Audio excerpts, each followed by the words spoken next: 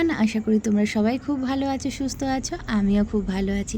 তো আমি সঙ্গীতা চলে এসেছি আর একটা নতুন ব্লগ নিয়ে। তো আমার নতুন ব্লগে তোমাদেরকে সবাইকে স্বাগত জানাই।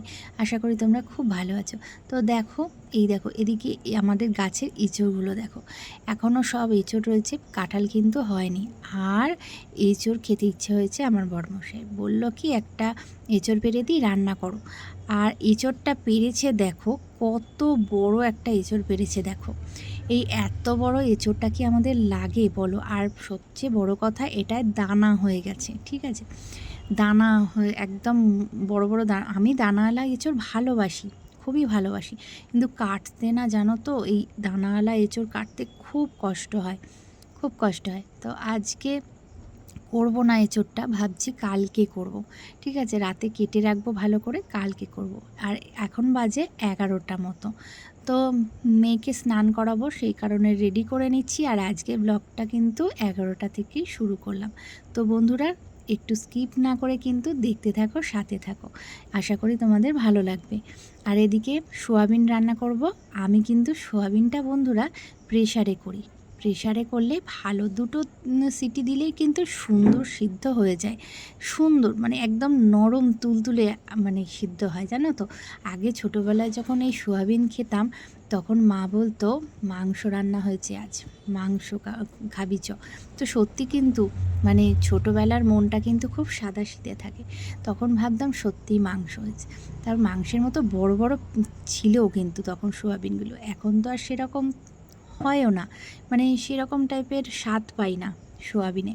তবে সেরকম স্বাদটাকে একটু আনতে ওই সিদ্ধ করে নিই, তাতে সবাই কিন্তু খুব ভালো মানে ভালো খায় আর কি, আমাদের বাড়ির সবাই। তো দেখো, আজকে পেঁয়াজ রসুন গরম মশলা বাটা দিয়ে করেছি সোয়াবিনের তরকারি।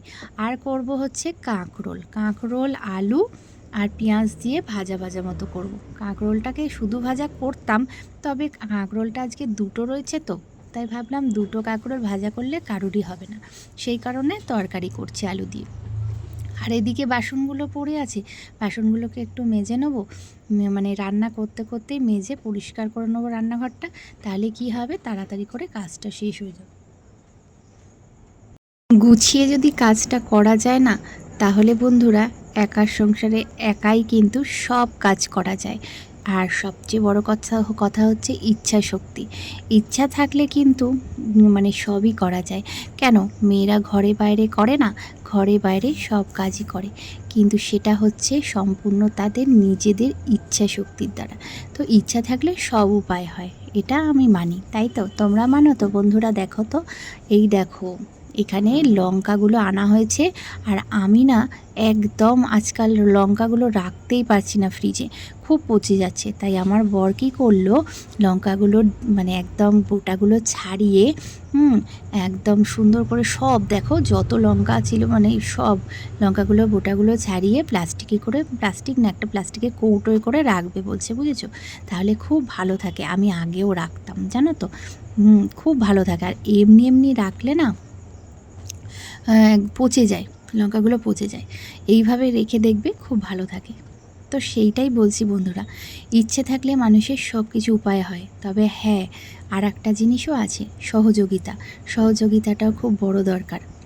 তার ওপরেও থাকে কিন্তু শারীরিক মানে ক্ষমতা।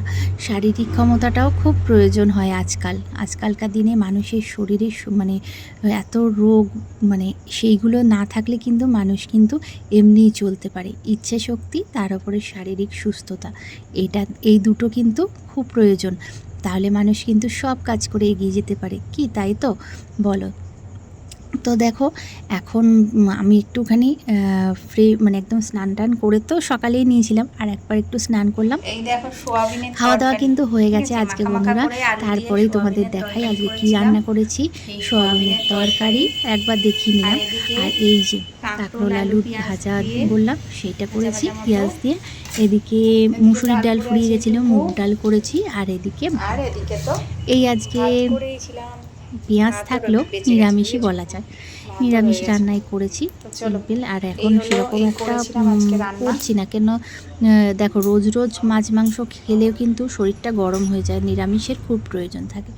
তো একটু রেডি হলাম, লাইভে বসবো বলে রেডি হয়েছিলাম।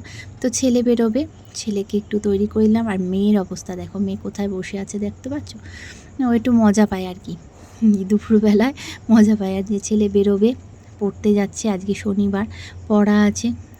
তো বন্ধুরা, আমার ব্লগগুলো কেমন লাগছে অবশ্যই একটু জানিও কিন্তু, ঠিক আছে। এই যে ছোট্ট মতন এঁচোড়টা পেরেছিল, এইটা আমার বান্ধবীর জন্য দিয়ে দিলাম। হ্যাঁ, ওর জন্য দিলাম, ওদের গাছ আছে তবু দিলাম, ঠিক আছে। আর এই যে ছেলে বেরোবে, ছেলে এখন বাজে 2:30 মতো। তো বেরিয়ে যাচ্ছে, ও বেরিয়ে গেলে দরজা দিয়ে তারপরে মেয়েকে শোয়াবো। মেয়ে তো ঘুমাবে কি না জানি না, ঠিক আছে। অনেক কাণ্ড করতে হয় ঘুম পাড়ানোর জন্য। তো বন্ধুরা, একটু ভিডিওগুলো থালা আম তোমরা ছিল, সবগুলো একটু দেখো, আমের ঠিক আছে। থেকে এখন এটাই এই তোমাদের কাছে বলা, তো যে চলো। একদম নতুনদের কিন্তু হাত ধরেই চলতে হয়। তো আমিও সেটাই চাই যে সবার সাথে একসাথে চলবো। তো চলো একটু আম খাই বসে বসে দুপুরবেলা। খেয়ে দিয়ে উঠে আম খেতে কিন্তু বেশ লাগে। আমগুলো ছোট ছোট এনেছিলাম জানো তো, ভেবেছিলাম কি কেমন হবে জানি না, কিন্তু সত্যি বলছি খুব মিষ্টি।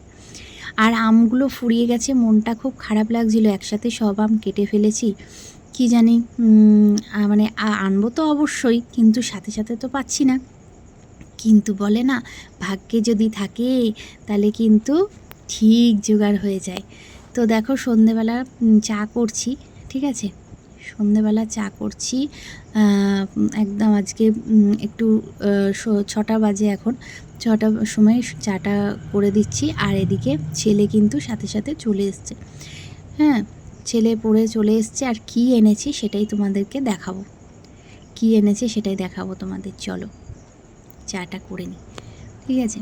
আর বিস্কুটটা ঢালা ছিল না, বিস্কুটটা ঢালবো, ঢেলে নিলাম। তো ওই যে বললাম, ভাগ্যে থাকলে কিন্তু সব কিছু হয়। তো আজকে দেখো আম, ভাবছিলাম আম ফুরিয়ে গেল, কি জানি আবার আনতে হবে। সাথে সাথে দেখি আমার ছেলে এসেছে, আর আমার বান্ধবী কত আম পাঠিয়েছে জানো ওদের গাছের। আর সত্যি কথা, এত কালার সুন্দর, এত সুন্দর কালার, হ্যাঁ কি বলবো। দেখো